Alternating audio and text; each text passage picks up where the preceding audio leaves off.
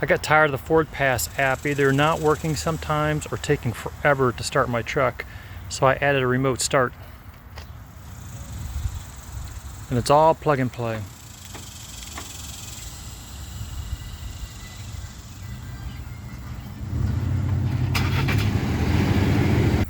We have to unplug the connector on the back of the OBD2 port, which is right there. So there's the port, and right back behind it, right back there is a connector. Here's a better look at the connector. You can see where the release is on the bottom. So as it goes in this way, okay, on the bottom is where the release is to pull it out. Now we're going to take the T-harness and it's going to get plugged in between here, between here and the OBD2 port.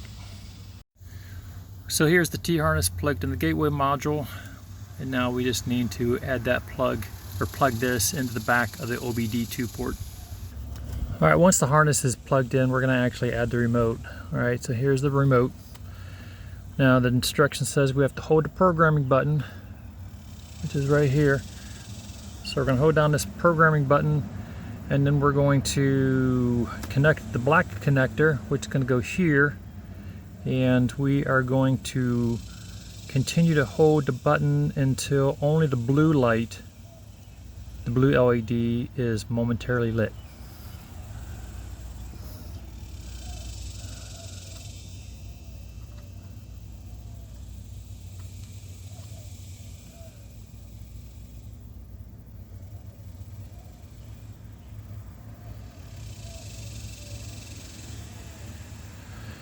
Now we're going to insert the remaining white connector, which is going to go back here.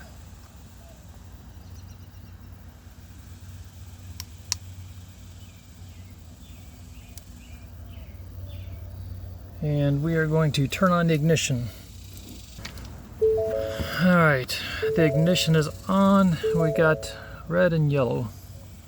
Alright, we're going to wait up to 45 seconds till the blue LED starts flashing, which it is. And then we're going to turn the ignition off. Now we're going to turn the ignition on and the yellow LED will turn on. Alright, yep, the LED turned on. Wait 5 seconds, turn the ignition off. All LEDs will turn off. According to this, we are now successfully programmed. It's saying to trigger the remote start, we press lock, unlock, lock. So it's lock, unlock, lock. Nothing. Maybe the door has to be shut. Oh, nope, it is starting. So now I just had to find a place to put the remote.